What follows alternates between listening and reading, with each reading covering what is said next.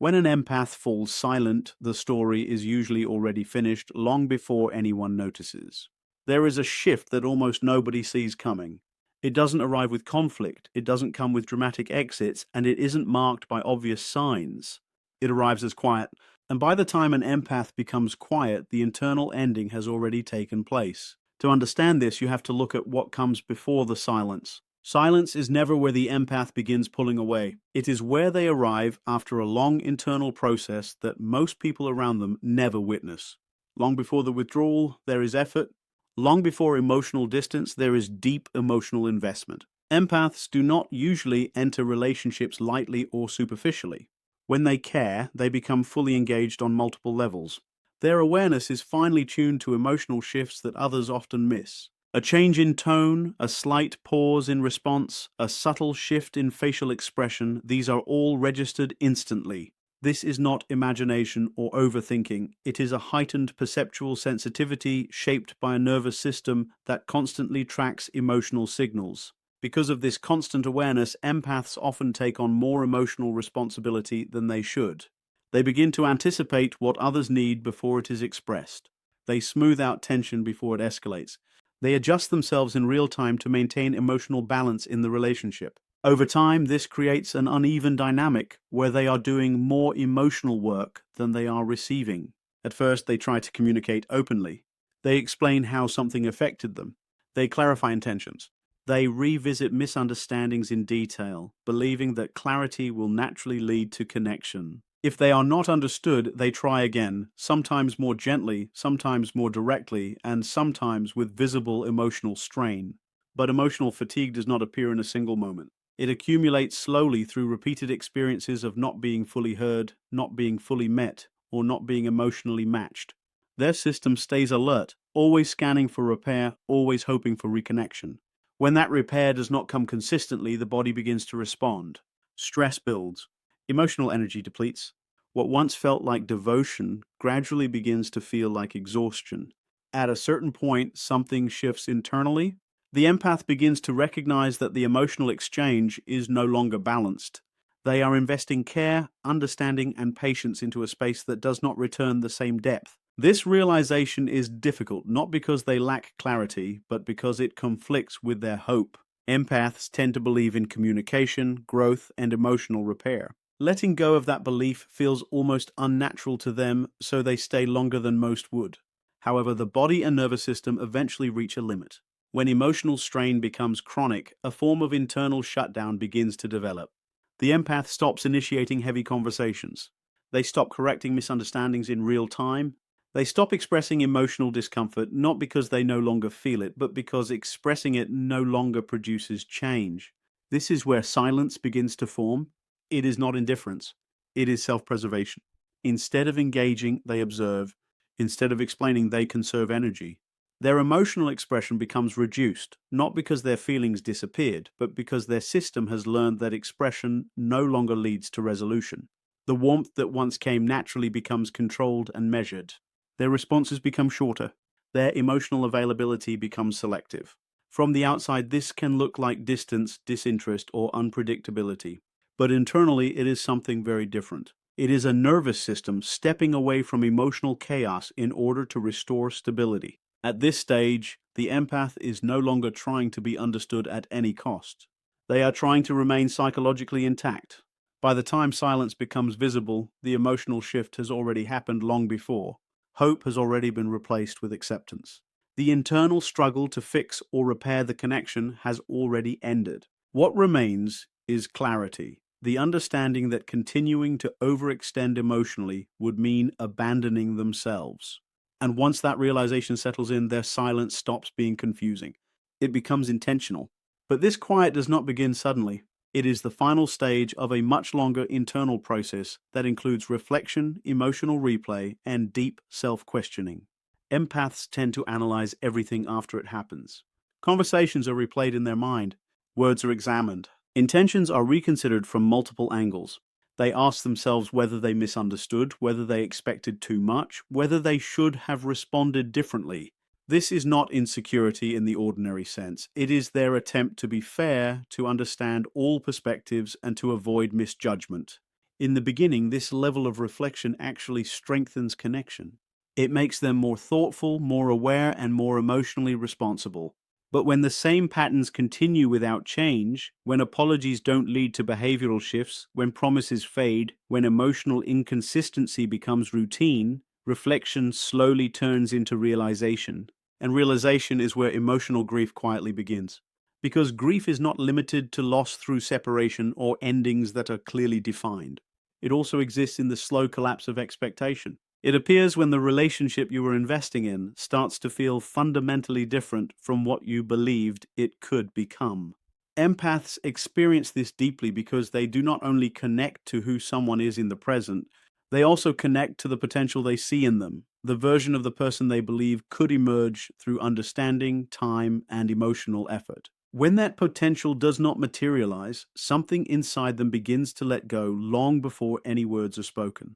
And by the time they finally become quiet, they are not disappearing emotionally in that moment. They are simply no longer staying in something they have already left within themselves. Letting go of someone's potential can cut deeper than letting go of who they actually are. And that's where the quiet grief of an empath begins. They don't usually fall apart in obvious ways. Instead, something softer happens first. They start mourning in silence. Not the ending of the relationship, but everything they thought the relationship could become. The conversations that never unfolded. The effort that never met them halfway. The closeness that always felt slightly unbalanced, like they were standing closer to the connection than the other person ever did. And this kind of grief doesn't wait for separation. It happens while they are still there. They still show up. They still respond. They may still smile, still engage, still function as if nothing has changed on the surface. But internally, something is slowly reorganizing. Their nervous system begins adjusting to emotional distance before any physical distance exists. Expectations quietly lower. Investment becomes more cautious. Attachment starts loosening in ways they don't always consciously notice at first.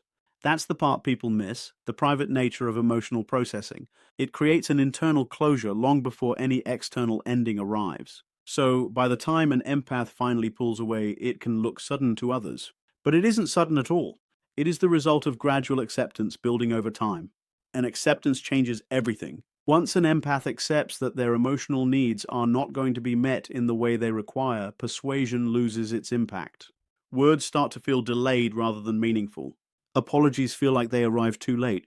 Even big emotional gestures no longer land the same way because internally the ending has already been processed. At that point, what you are seeing is not confusion, it is completion. The mind has already stepped out of the cycle of hoping, fixing, and trying. The emotional exit has already happened internally, silently, carefully, and without drama. When an empath goes quiet, it often signals that the emotional door has already closed. Not out of anger, not out of impulsive reaction, but with a calm finality that is easy to misread. Empaths are naturally communicative when they are emotionally invested. They reach out when something feels off. They try to repair misunderstandings. They translate emotional discomfort into language in an attempt to restore connection. Their voice is one of their primary bridges to closeness. So, when that voice begins to fade, it reflects something deeper than hesitation. It reflects a shift in what they believe is possible within that connection. Healthy connection depends on responsiveness, not perfection. People can survive misunderstandings. They can work through mistakes. What slowly breaks trust is repeated emotional inconsistency, being dismissed, unheard, or repeatedly left without real repair. Over time, that erodes psychological safety.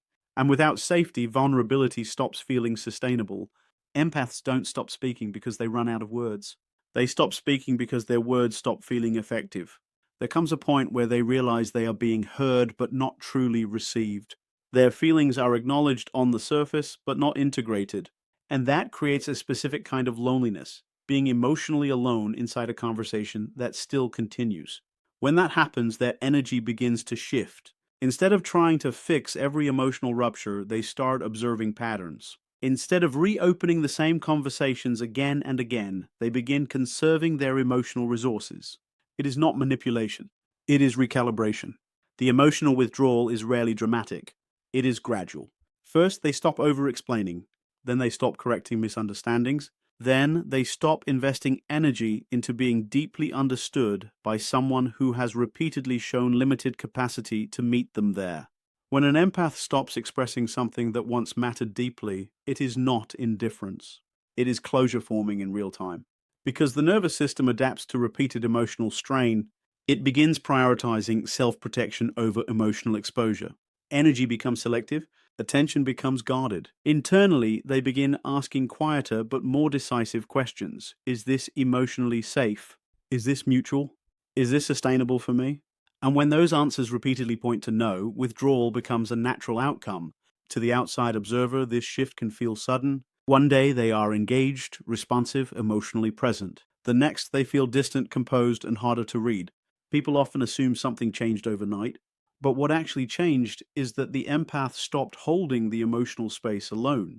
And once that happens, the dynamic cannot return to what it was. Reopening that door is not a matter of words anymore. It requires consistency, emotional safety, and sustained behavioral change over time. Because by the time silence arrives, the internal bridge has already been dismantled piece by piece. At that stage, they are no longer reaching outward in the same way. Their attention begins returning inward, back to themselves, back to stability, back to emotional balance they had been sacrificing for too long. And that return is rarely reversed by something external. Empaths detach in layers, not in one moment. First comes doubt, then comes patience, then comes over-understanding, giving space, giving chances, trying to make sense of repeated patterns. But when those patterns don't change, understanding slowly transforms into emotional distance. And what looks like an overnight disappearance is actually the final stage of a long internal process where they left long before anyone noticed they were gone. They don't regulate only their own emotions in the beginning, they try to regulate yours as well. That's usually the first layer, overcompensation. They step in more than they should, absorb more than they should, and carry emotional weight that was never fully theirs to begin with. But when that effort doesn't restore balance, something shifts internally. They move into the second layer, reduced reactivity. Small disappointments stop getting the same immediate response, not because they are blind to them, but because they are quietly calculating emotional cost. Every reaction begins to carry an internal question. Is this worth the energy it will take from me? Then comes a third layer, and it is much harder to notice from the outside. They begin to withdraw their inner world. Conversations become lighter, details become fewer. The depth they once shared, fears, hopes, personal truths, is no longer offered so freely. This is not a form of punishment. It is discernment, a quiet filtering of access. After that, emotional neutrality begins to appear. And neutrality is often misunderstood. On the surface, it can resemble maturity or emotional balance. They seem calmer, less reactive, more composed. But internally, something very different is happening. They are no longer fully participating in emotional highs and lows. They are observing instead of investing, noticing instead of attaching, collecting information instead of feeding hope. At this stage, detachment is not impulsive, it is adaptive. The nervous system is designed to protect itself from repeated emotional strain. When bids for connection consistently fail, the brain naturally reduces attachment intensity to prevent further damage. So, by the time silence finally arrives, the empath has already been practicing a version of life that does not rely on the relationship in the same way. They have already imagined distance. They have already emotionally rehearsed independence. They have already strengthened internal parts of themselves that once depended heavily on connection. That is why the final step looks so steady. No explosions, no dramatic confrontation, just a quiet shift that signals something has already ended internally. What surprises others is not the withdrawal itself, but the calmness that comes with it. There is no revenge in it, no desire to punish. Instead, there is a kind of clarity, a reorientation toward emotional environments that feel reciprocal rather than draining. When self-respect grows stronger than attachment, tolerance for imbalance naturally disappears. And that is why it feels sudden from the outside. Because people are reacting to the ending, they are not seeing the long internal process that led to it. One of the most significant changes that happens before withdrawal is this. They stop seeking validation from the very person they once hoped would understand them. At first, empaths try to bridge gaps through communication. They don't just want resolution, they want emotional recognition. They want their inner experience to be acknowledged, not just heard. In healthy dynamics, that kind of validation strengthens trust and deepens connection. But when validation is repeatedly missing, dismissed, or deflected, something subtle begins to break down. The empath tries harder at first. They explain more clearly. They soften their tone. They choose better timing. They adjust their communication in hopes that understanding will finally land. When that still doesn't work, self-questioning begins. Am I too sensitive? Am I expecting too much? Am I misreading this? This stage reflects deep self-awareness, but without emotional reciprocity, it slowly chips away at internal certainty. Eventually, a clearer realization forms. The issue is not communication, it is capacity. Not everyone has the emotional capacity to meet depth with depth, and that realization is pivotal. Because once an empath understands that their emotional needs will not be consistently met in that space, they stop reaching for validation there. They stop waiting for emotional reassurance. They stop trying to prove that what they feel is valid. This is not emotional collapse. It is emotional independence forming. Psychologically, validation regulates the nervous system. When someone responds with understanding, the body settles. Safety increases. But when validation is absent over and over, the empath slowly learns to regulate themselves instead.